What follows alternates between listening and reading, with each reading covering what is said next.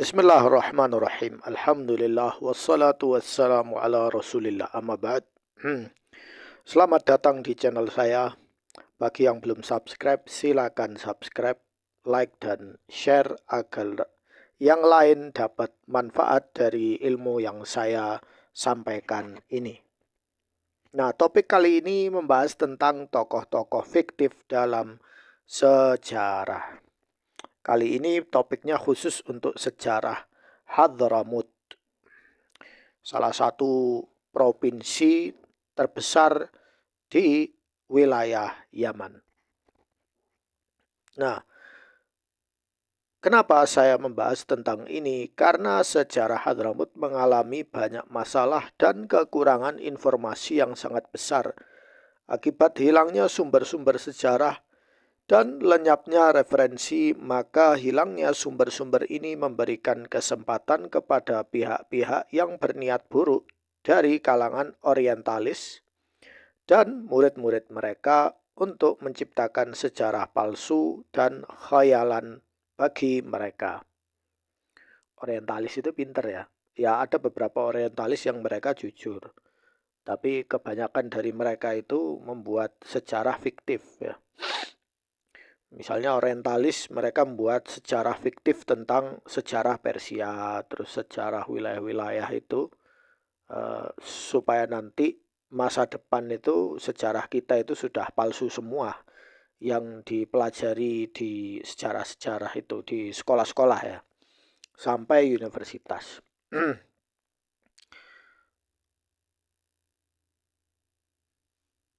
Mereka membuat cerita-cerita fiktif dan tokoh-tokoh yang tidak memiliki eksistensi nyata dalam realitas Hadramut. Karena apa yang mereka sebutkan bukanlah sejarah yang benar, maka mereka terjatuh ke dalam kontradiksi-kontradiksi yang tidak dapat dihindari oleh para penulis sejarah khayalan yang palsu ini. Maksud dari penelitian ini adalah untuk menunjukkan sebagian tokoh yang disebutkan dan beredar di beberapa kitab sejarah Hadramut, padahal mereka tidak memiliki eksistensi nyata di Hadramut. Bisa jadi tokoh tersebut sama sekali tidak ada, atau memang ada tetapi di luar Hadramut. Lalu pihak-pihak yang berniat buruk yang berbicara atas nama sejarah memasukkannya dengan tujuan tertentu. Di antara tujuan tersebut adalah karena hilangnya sumber sejarah yang menciptakan kekosongan besar, maka datanglah orang-orang yang berniat buruk untuk mengisi kekosongan tersebut dengan tokoh-tokoh fiktif. Hal ini membawa dampak negatif yang sangat besar bagi Hadramaut dan sekitarnya, karena menyebabkan lenyapnya fakta sejarah yang benar dan menggantinya dengan khayalan-khayalan ini. Mari kita mulai menyebutkan sebagian tokoh yang ingin kita tunjukkan. Jadi tetaplah di video ini, jangan di skip. Kalau mau di skip video ini bisa ditaruh di playlist tonton nanti. Ini buat data penelitian sejarah juga bagi mahasiswa-mahasiswa di universitas.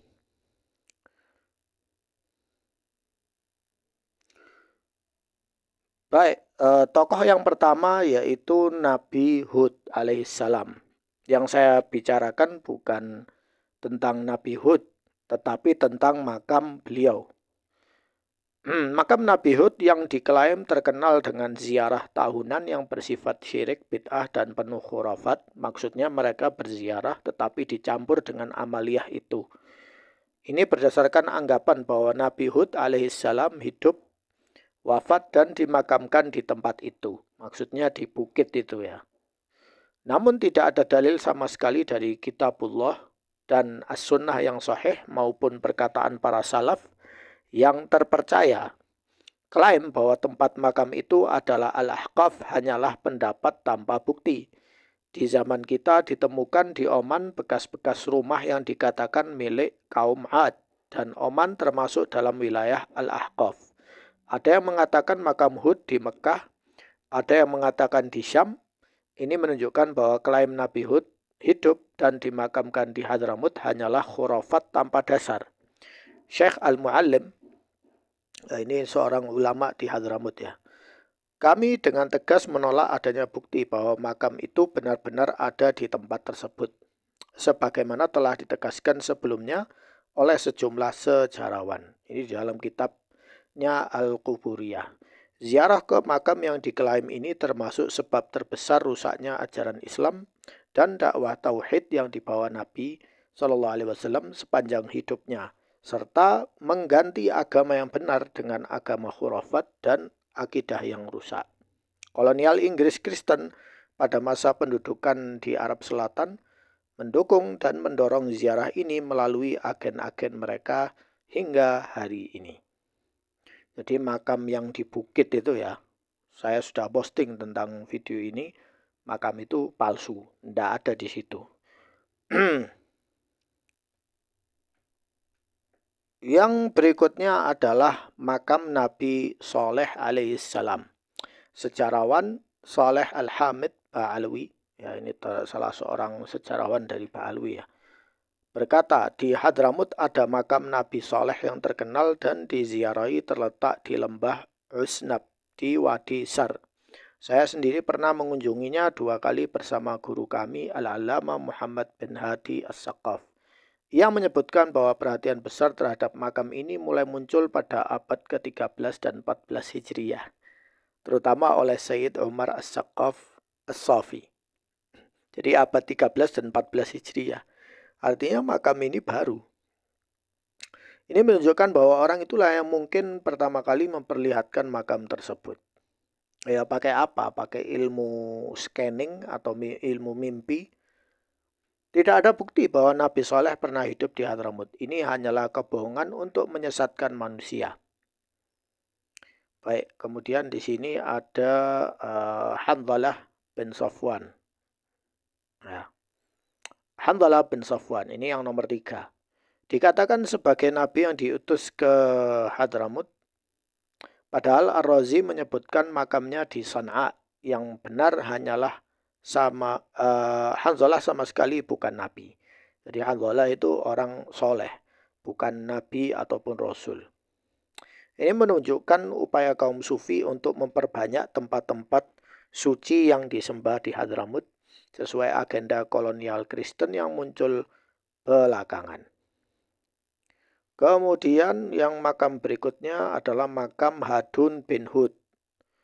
Ada makam di desa Hadun, Wadi Dawan.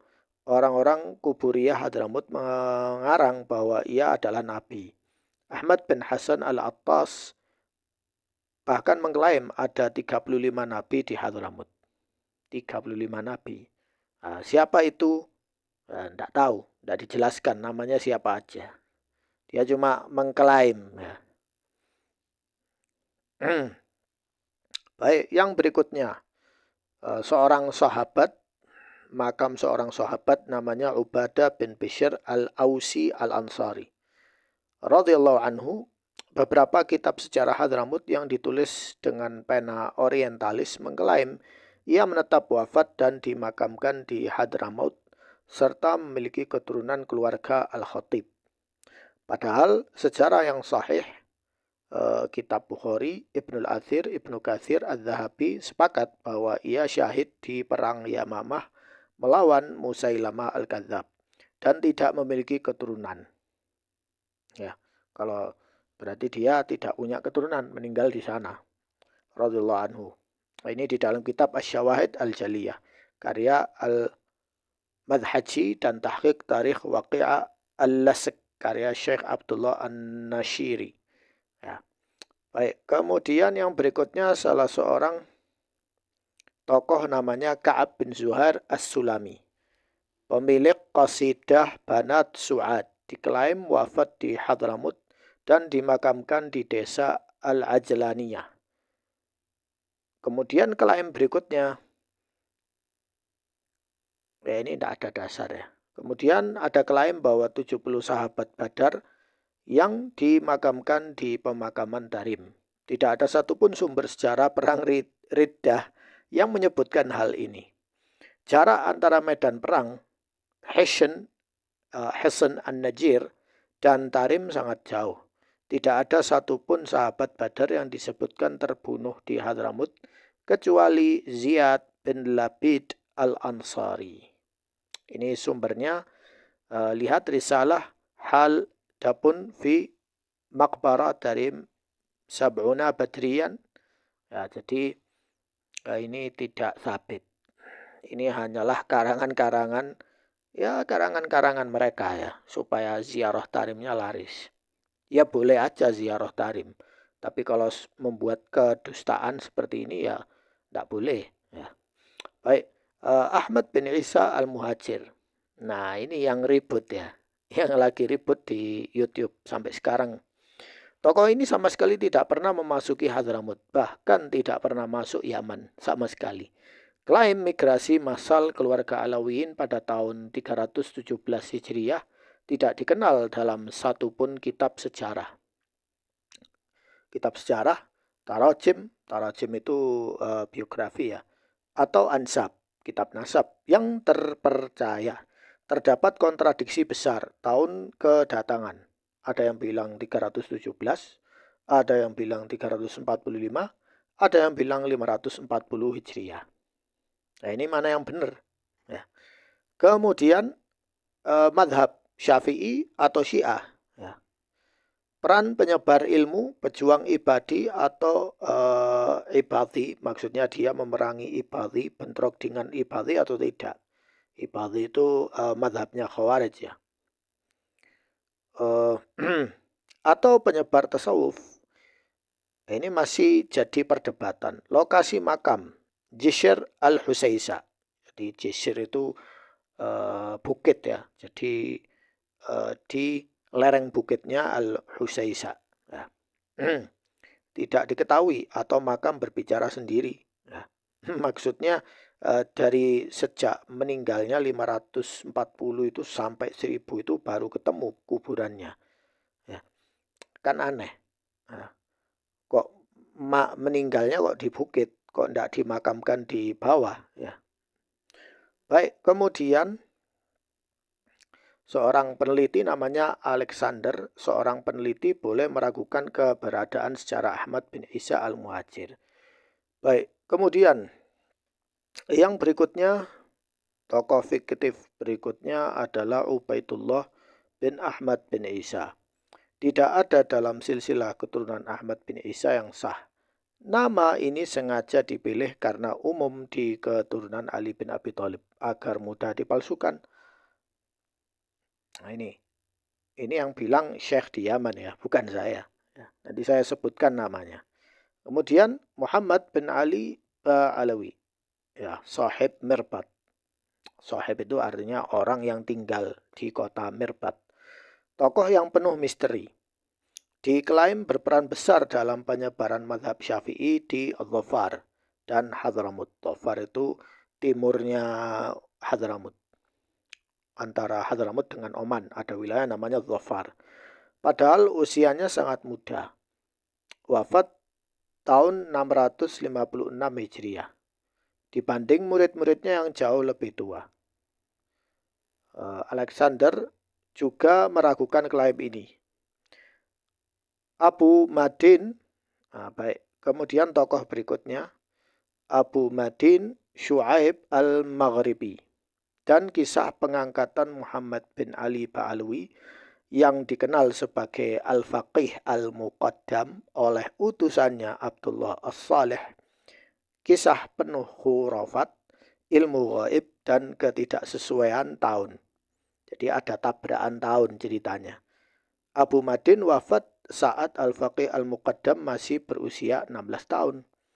Ya masih 6 ya, masih remaja. Yusuf bin Abid Al-Farsi Al-Maghribi. Kisah perjalanan dari Maroko ke Hadramut ditulis oleh Hasan bin Ali bin Syihab tahun 1332 Hijriah. Meninggalnya ya. Atas nama pelancong Maroko, kemudian terbongkar sebagai karangan. Artinya ya seperti orang buat dongeng ya. Tidak ada keturunan Abu Bakar As-Siddiq di Hadramut. Klaim nasab Al-Amudi ke Abu Bakar As-Siddiq radhiyallahu anhu berdasarkan mimpi dan tanpa bukti. Baik, kemudian yang berikutnya. Ya'qub bin Yusuf, ya, Nasab al-Bawazir, al-Ishaq, Bajashir, dan lain-lain. Ke Abbas, Aqil, atau lainnya. Semua tanpa bukti, hanya karangan untuk merusak nasab asli suku-suku Hadramut. Ya. Baik, kemudian Ahmad bin Abdullah Shinbal. Ya, penulis tarikh Shinbal. Tokoh fiktif. Buku memuat peristiwa setelah kematiannya. Nama Shinbal kontradiktif. Tidak ada keluarga Shinbal di Hadramut. Atau Shanbal ya. Hingga hari ini, Muhammad bin Umar Faqih Asy-Syihri, ya. Tarikh Syair, penulis tarikh Syair, kota Syair ya. Tokoh tak dikenal. Buku memuat peristiwa yang tidak terjadi atau terjadi jauh setelah zamannya. Nah, lucu ini. Abdullah bin Muhammad bin Ahmad Basanjilah, ya. Penulis Al-Aqd Ats-Tsamin atau Al-Iqd Ats-Tsamin. Namanya Abdullah bin Muhammad Ahmad Basanjilah. Nama samaran, tidak ada sumber yang mengenalnya. Kemudian Abdul Qadir bin Syekh Al-Aidrus, penulis An-Nur As-Safir. Tokoh India yang tidak pernah ke Hadramut. Dari India ternyata. Terjemahan dirinya sendiri penuh kebohongan kronologis. Kemudian Jalaluddin Al-Mahalli, penulis tafsir Jalalain, diklaim mengambil ilmu dari Abu Bakar bin Salim yang tinggal di kota Ainat. Padahal Al-Mahalli wafat tahun 864 Hijriah. Sedangkan Abu Bakar lahir tahun 919 Hijriah. Lucu ini. Baik, kemudian Ja'far bin Khalid Al-Barmaki, Menteri Harun Ar-Rasyid. Al-Barmaki itu dari Persia ya, bukan Arab. Diklaim sebagai leluhur keluarga Bawazir. Maksudnya keluarga Bawazir itu keturunan dari Barmaki. Padahal itu Bani Barmak itu sudah dihabisi semua ya sama Harun Ar-Rasyid. Kesimpulan, setelah kolonialisme menguasai negeri ini pada abad-abad terakhir, kehidupan berubah total. Agen-agen kolonial diberi kekuasaan besar untuk menyebarkan syirik, memperbanyak kuburan yang disembah, memalsukan sejarah, dan mengklaim nasab serta kekeramatan yang berlebihan. Tujuan akhirnya adalah menghapus sejarah Hadramut yang asli dan menggantinya dengan sejarah palsu yang menguntungkan musuh dan menyeret masyarakat ke jurang kesesatan. Siapa yang menulis ini? Yang menulis ini adalah Syekh Abdullah bin Saleh bin Ali Talah Asy-Syarafi pada tanggal 5 Muharram 1446 atau 11 Juli 2024 Masehi. Nah, seperti itu. Ini beberapa tokoh-tokoh fiktif atau orang-orang yang gak jelas yang sengaja dibuat-buat ya, untuk membodohi kita selama ini. Sekian dari saya, semoga bermanfaat.